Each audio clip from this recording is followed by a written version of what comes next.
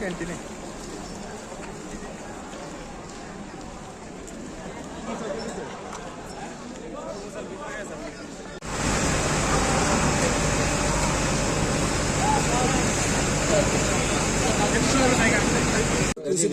গুরুত্বপূর্ণ কোনো জিনিসের ক্ষয়ক্ষতি হয়েছে? প্র্যাকটিক্যালি আমাদের অফিসটা ওই দিকটাতে, এখানে একটা ক্যান্টিন আছে, ক্যান্টিনের পিছনে আগুন লাগার খবর পেয়ে আমরা ফায়ার ব্রিগেডকে খবর দেওয়া হয়। এখন টিএসসিএলকেও জানাই।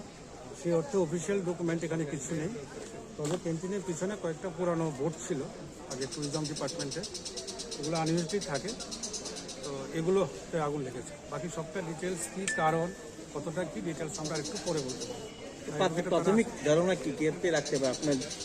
প্রাথমিক ধারণা তো অ্যাকচুয়ালি আমরা তো এক্সপার্ট না, তবে এক্ষেত্রে ফায়ার সাথে কথা বলেছি, দুটোই অপশন থাকতে পারে। যদি কোনো কারণে ইলেকট্রিকের কিছু হয়, অথবা যদি এখানে কোনো কারণে, যেহেতু ক্যান্টিনের পিছনে আছে, ক্যান্টিনের ভিতরে কোনো টেস্ট নেই, কোনো কারণে আগুন লেগেছে কিনা সেটা একটু কারণটা জানার পরে আমরা বলতে পারি। স্যার, এটা যদি রাতের দিকে লাগতো তো বড় একটা আশঙ্কা ছিল। কোনো সময় তো আগুন লাগা ঠিক না, রাতের দিকে লাগলে অত ভয়ঙ্কর কিছু হতে পারতো বা ভয়ের থাকতে পারে। তো ভালো, আমরা সবাই এখানে ছিলাম এবং খুব তাড়াতাড়ি স্টেপ নেওয়ার কারণে খুব অল্প সময়ের মধ্যেই আপনারা ছিলেন, এখানে আছে।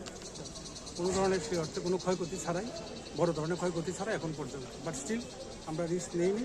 আমরা আমাদের যারা পাওয়ারের বিদ্যুৎ দপ্তরে আছে ওদের সঙ্গে যোগাযোগ করেছি যেন চেক করে নেওয়া হয় কোনো কারণে কোনো ধরনের কোনো ঘাটতি আছে।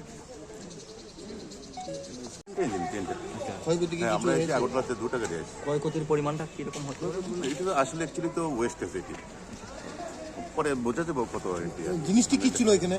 এটা ওই বোর্ডের ভিতরে, হ্যাঁ বোর্ডের মধ্যে। আপনারা যদি সময় মতো না আসতেন তাহলে কি কোনো ধরনের বড় ঘটনা ঘটতো?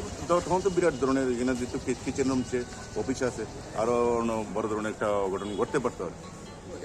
এখানে গিয়ে কোনো ধরনের এমন জিনিস দেখছেন যে এটার থেকে আরো মানে এটার থেকে সূত্রপাত হইতে পারে? আরো এটা তো মানে ওয়েস্টেজ যেগুলা মানে বোর্ড, এগুলো থেকে ধরেছে আর কি। কয়টা ইঞ্জিন? আমরা তিনটা। স্যার আপনার পরিচয়?